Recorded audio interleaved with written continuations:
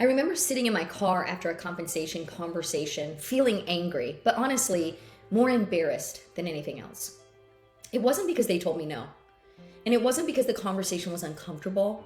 It was because halfway through that meeting, I could actually feel myself shrinking. I started over explaining. I softened my language. I started justifying instead of just positioning myself.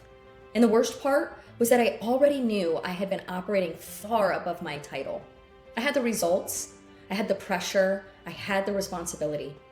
I had been carrying outcomes that directly impacted the business. But in that moment, I walked into the room like someone asking for approval instead of someone communicating business value. And business women do this constantly. It's not a matter of being weak or incapable, but most women do it because we are trained to become indispensable workers, not strategic negotiators. We are trained to prove value through performance, sacrifice, reliability, and emotional endurance. So when it becomes time to talk about compensation, the conversation suddenly feels personal. That's why I wanted to create this video. Today I want to walk you through why salary negotiations feel so difficult for executive women, how to stop emotionally collapsing inside those conversations, and the exact framework I use to help women prepare for high-stakes compensation discussions with confidence and executive-level positioning. And at the end, I'm going to give you the full salary negotiation conversation script tool completely free. Boy, that's a mouthful. Here's the truth nobody tells high-performing women. The better you become at carrying pressure quietly, the more emotionally difficult compensation conversations start to feel. Somewhere along the way, your identity became tied to proving your value through output. You became the one who fixed things, stabilized teams, handled crisis, carried the workload, and protected the business. Because you survived professionally by proving yourself through performance, asking for more money suddenly feels emotionally unsafe. Why? Because now it feels like your worth is on trial. That is why so many executive women avoid these conversations until they are already burned out, resentful, emotionally exhausted, or quietly angry. I want you to think about it like this. Imagine someone spends 10 years learning how to build a luxury home. They become incredible at construction. They understand the systems. They know how to solve problems quickly. They know how to manage pressure and keep everything standing under difficult conditions. But nobody ever teaches them how to price the house. That is exactly what happens to so many women in leadership. You were trained to build value. Nobody trained you to communicate value. Those are completely different skills. Because of that, women walk into compensation conversations making the same mistakes over and over again. The first mistake is negotiating emotionally instead of strategically. You hear women say things like, "I've worked really hard," or "I've sacrificed so much," or "I've done everything that's been asked of me." Now, emotionally, that frustration makes complete sense. But leadership is not evaluating emotion. Leadership is evaluating business impact, leverage, future value, operational influence, and strategic contribution. The second you start defending your worth emotionally, the room unconsciously starts viewing you as reactive instead of strategic. The second mistake is waiting too long. Most executive women wait until resentment takes over. That is a massive mistake because resentment changes the energy of the conversation. Once resentment enters the room, it becomes harder to communicate clearly. The conversation should happen when the evidence is clear, not when emotional exhaustion explodes. The third mistake is walking into the room without clarity. Women say things like, "I just feel like I deserve more." That is not enough. You need measurable business outcomes. You need operational impact. You need future strategic value. You need compensation targets.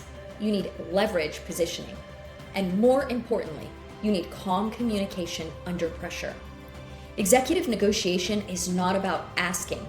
It is about positioning. Now, let's talk about the deeper fear that nobody wants to admit. Most women are not actually afraid of hearing no. They are afraid the conversation will change how leadership sees them. They are afraid of becoming difficult, greedy, emotional, demanding, political, or too much. And this fear becomes even stronger for women who already feel vulnerable inside the organization. Women who already feel overlooked, politically exposed, replaceable, or exhausted from constantly having to outperform everyone around them just to stay respected. So instead of negotiating directly, they overperform harder. But here's the problem with that. Overperformance without positioning usually creates dependency, not elevation. The business starts relying on you operationally, but leadership still does not reposition you strategically. This is why some women become indispensable to the workload while remaining invisible in compensation conversations. The biggest shift I had to make personally was learning to stop walking into compensation conversations trying to prove my worth. Instead, I started walking into those conversations communicating business alignment. That changes everything. Now the conversation becomes, this is the level I am operating at. This is the impact currently being delivered. This is the business value attached to my leadership. This is what alignment looks like moving forward. Do you feel the difference? One energy asks for approval. The other communicates executive clarity. And clarity changes the room. Here's the analogy I want you to remember. Luxury brands do not beg people to believe the product is valuable. The positioning already communicates value before the conversation even begins. Executive women need to stop negotiating like discount stores. You cannot walk into the room uncertain and expect leadership to feel certain. That is exactly why I created the salary negotiation conversation script tool. Again, a mouthful. Most women do not need more motivation. They need structure. Inside the tool, I walk you through a complete business value audit where you identify measurable outcomes, operational leverage, strategic contribution, and business impact. Then we move into compensation positioning, where you build your positioning statement, your compensation range, your future value narrative, and your executive framing. There is also an entire pushback preparation section because most women lose the negotiation emotionally the second resistance enters the room. So we prepare for responses like, there's no room in the budget, or we need to see more, or now isn't the right time, strategically instead of emotionally. And finally, I give you the full conversation flow, including the opening statement, the compensation ask, the business impact language, the closing statement, and the follow-up structure. Confidence increases when structure exists. If you are a high-performing woman in leadership and you already know you are operating above your current compensation level, stop avoiding the conversation. Avoidance does not protect you. It usually just delays resentment. I created this tool specifically to help executive women stop shrinking inside high-stakes compensation conversations and start communicating their values strategically. The tool is completely free and you can download it below. And if you want deeper support around executive positioning, visibility, authority, negotiation, and protecting your role at higher levels of leadership, I want to invite you into Positioned. Positioned is my private community for executive women who are done playing small, done overperforming silently, and ready to lead with strategic authority instead of survival energy. The links for both are below.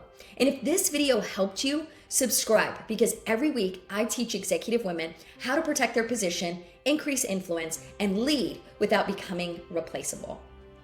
Always remember, performance might get you noticed, but positioning changes what happens next. That's all I have for you today. I'll see you in the next video.